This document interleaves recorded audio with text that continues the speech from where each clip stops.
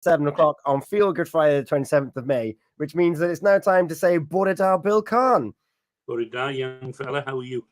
I'm very well, thank you. It's the end of the week and the sun is shining. It's beautiful out there, and I dare say that it's going to be a good weekend of sport, Bill.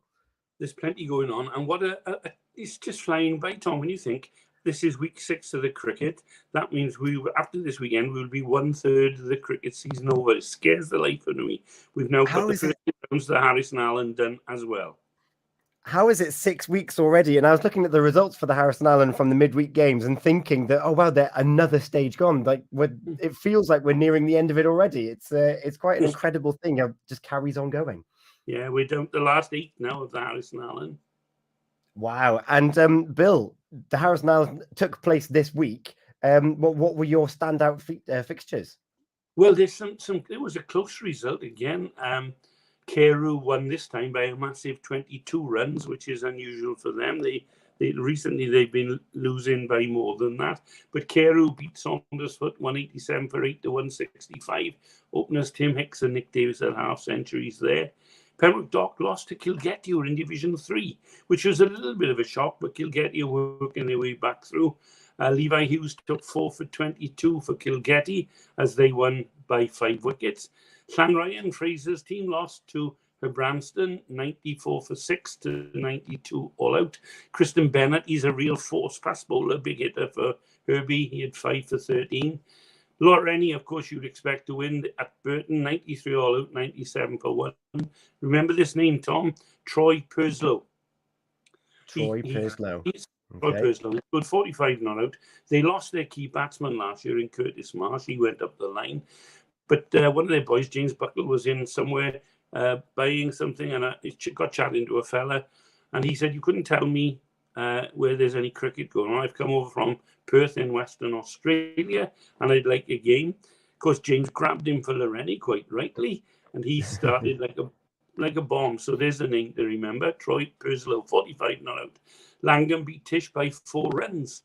1-4-6-9, 1-4-2 for 6. I felt sorry for Andrew Palmer. He's back playing cricket. He had 57 in defeat. And sadly, Johnson couldn't get a team to play at home to Haverfordwest, which is very unusual. And they had just about enough to play, I think, but felt for some reason that they couldn't, they didn't have a full team anyway. So there's those. And also this week, Tom, I've got to tell you, the ladies' cricket, or Sam Rossiter will kill me. Whitland won at Hook. Loreni lost to Burton, who had Rhian Morgan in fine form, 4 for 7. What about these for bowling performances? Neyland lost to Kilgetty, and for Kilgetty, Kirsty Evans took 5 for 10. And Daisy Bland, 4 overs, 4 maidens, 3 wickets for no runs. And last but not least, Tish beat Carew. Lucy Patterson was their top scorer, and 2 for 7, so well done, Lucy. So plenty of women's cricket. I'm glad to hear that. Yeah, and skillful bowling going on as well to get those statistics through. That's fantastic. And for those that might have images of when cricket was on Channel 4 and you thought you saw them in the whites and it would be like, oh, what day is this? How can the Harris and Allen take place of an evening in the weekday? It's 22 overs. The others are 20 overs now. It is a bit tight, and clubs are taking a lot longer to bowl the overs, so sometimes they finish in, let's say, not the best conditions, but very often teams opt to bat second, so they take the chance with that. But it is a tight thing, and it leads such tension then when you've not only got the opposing bowlers to think about, but the light conditions as well. But it's traditionally been that. I mean, they start at 6 at one time. They'd probably finish by 8:30. Now 9 o'clock, if it goes the full length, 9 o'clock is quite normal these days. That's why they can't play it too early in the season or too late in the season, Tom. Of course, yes, because they'll run out of light. And then there's cricket going on this weekend. We'll touch on that in just a moment. But fast forward to Monday evening, Bill. Who have you been catching up to for the Pure West Sports Show? I've got a couple of nice interviews. I'm going to be doing one this weekend, hopefully, with some of the talented young surfers who've been brought along by Phil Sadler. We've had him on interview before. He's a surfing guru, and they're in the West squad for the European Championships in Portugal. A huge well done to them. It would be nice to get all 6 together, but that's very difficult, isn't it, for logistical reasons, because they're from around the county, I suppose. I'm interviewing. I've always been a keen bird watcher, as you know. Well, this week I got 2 blue tits on the show, so I'm delighted with that. But they happen to be the Pembrokeshire blue tits, called Julie and Jane. I caught them up in Goodick Bay. They were having a swim alongside 10 or 15. As I told a gentleman there who's 70 odd, 6'4", and he was in swimming. And they say you can paddle, you can swim. It's just up to you. Someone was swimming right across the bay. So I'm talking to them. So that's a nice interview. I'm pleased with that. And then the opposite to that, I'm talking to a young rugby player from Fishguard called Lewis Davis. He was out the second half of the season because he had a broken eye socket. And he carried on. Yeah, he's a tough one. But he also has got another great interest in the fact that he's a coach at the Saw Gym in Haverfordwest. He took that on after being inspired by Simon Roach, the sort of director there. And he's doing a great job alongside Miss Hood, Chloe Hood, as coaches there now. And Fraser's also got a nice interview with Rydian Rees, who's the captain of the Pembrokeshire Short Mat Bowls team. He was last year. He's inspirational. He's a good cricketer and a lovely bloke. So that's going to be good. And Fraser, I'm sure, will have someone from the cricket in Pembrokeshire over the weekend, because there's always something going on there, isn't there? There is always something going on over the weekend, and we were just talking off air about some other upcoming things that are coming on, and one young lady as well who's making waves. Tell us just a little bit about that, Bill. So something to look forward to. Yeah, Gordon Thomas and I have covered over 100 sports on our website. If you take sort of 8 or 10 in motorsport, different ones, you know. But I've never interviewed anyone before. I interviewed someone this week for the website called Zoe John. Now, she's from the village of Herbranston. Is a hotbed of cricket at the moment. They could get promoted to the first division if they keep on as they are. Zoe plays US football for Cardiff Valkyries, and she's been playing there for a couple of years. And she's in the Great Britain trials for the World Championships. They dumped the last 60 from 120, so she's got to get down to the last 40 to go on the trip. She told me she was described by a friend as short, stocky, and powerful, very vocal, and very bossy.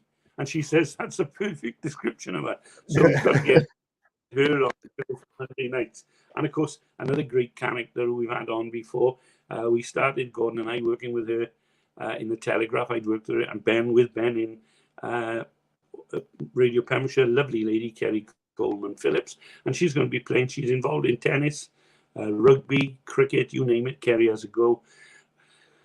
24 hours tennis for charity. Would you be? But it's 24 hours. 24 I'm sure you'll be talking to her soon as well. Do you know, Tom, we look at what's going on in Pembrokeshire, and we think people up the line. It's a water of sport. If only you walk on here, it's amazing.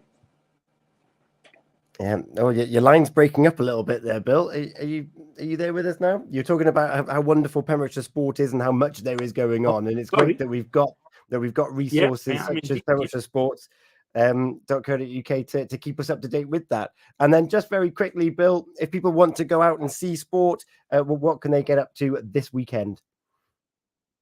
Yeah. Oh dear, that line is very bad. Oh no. There's lots. Yeah, you're breaking up. You're breaking up. Tom. You're breaking up for me. I can hear you, but you're breaking up. All right. I think you're back now. I'm going to be quiet. You give us a quick on? rundown. Yeah, you carry on. Okay. Yeah. This week there's a full map series of matches in the cricket. There'll be plenty of golf. There's a bit of athletics. Get out and have a walk. Go on the coastal path. In the cricket, Narberth are at home to Care.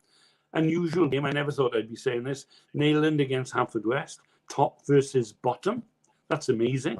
Haverfordwest have been powerhouses. Pembroke Dock against Loreni. My word setter here has put that as Pembroke Dock versus Lawrence. Saundersfoot are home to Langham, and St. Ishmael's are playing Criselli. 5 divisions, Tom. All worth going to have a look. Get along to your village or your town. Have a look at the cricket. Great afternoon. Gordon says it's too slow. He doesn't know what he's talking about. Bill, thank you so much for giving us an update as to what to expect over the weekend and on Monday evening on the Pure West Sports Show, every Monday evening from 7 p.m. And it is Feel Good Friday. Bill, what song have you picked for us today? If he's there. I think we've lost him for good. Well, I'll tell you what it is. We've got Traffic and Travel on the way. And then to kick off Feel Good Friday. I heard a fella sing once in a show in Cardiff called Chris. No, he's gone. It's Chris Farlow, Out of Time. That's what he's trying to say. Out of time. Here it comes. Thank you so much, Bill. Enemy ahead. Fire. Where? I can't see them.